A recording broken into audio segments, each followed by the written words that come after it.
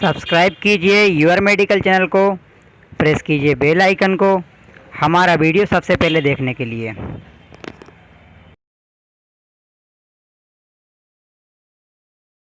नमस्कार दोस्तों, your medical channel में आपका स्वागत है। दोस्तों, आज की वीडियो में हम एमरोक्स एलएस सायरप का फुल रिव्यू देखेंगे। दोस्तों, ये Amrox LS syrup Leeford health care company का ब्रांड है, जो कि 100 ml की बोतल में 95 रुपये की MRP में आपको हर मेडिकल स्टोर पर आसानी से अवेलेबल मिल जाएगी।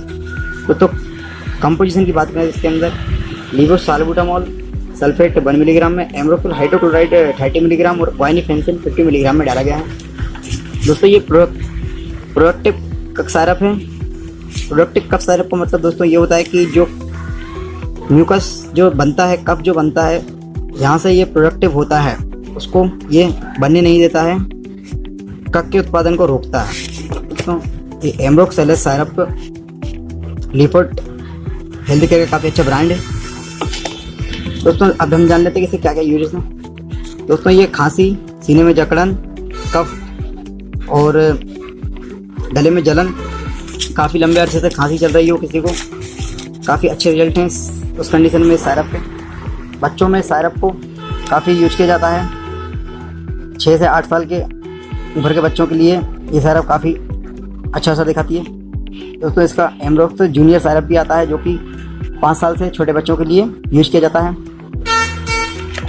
दोस्तों, मैं एक फार्मासिस्ट हूँ और मेरा एक और फार्मासिस्ट का कर्तव्य होता है कि मेडिसिन के बारे में लोगों को सही जानकारी प्रदान करना।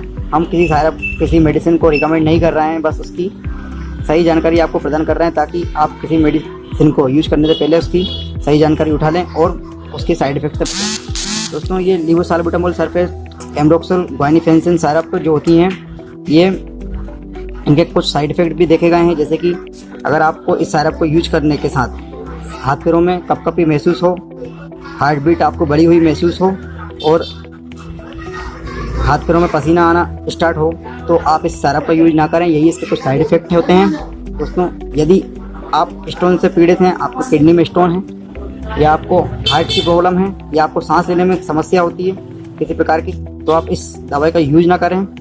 अपने डॉक्टर से सलाह लेकर इस सायरप का यूज करें, और किसी मेडिसिन को यूज करने से पहले आप अपने डॉक्टर से अपनी वर्तमान स्थितियों के बारे में बताएं, उसके बाद ही दवाइयों का यूज करें। जानकारी अच्छी लगी हो तो हमारे चैनल को लाइक कीजिए, सब्सक्राइब कीजिए और इस वीडियो को ज़्यादा से ज़्यादा शेयर कीजिए। नीचे दिए गए बेल के आइकन को प्रेस कीजिए, ताकि हमारी हर नई वीडियो की नोटिफिकेशन आपको सबसे पहले मिले। Thanks for watching.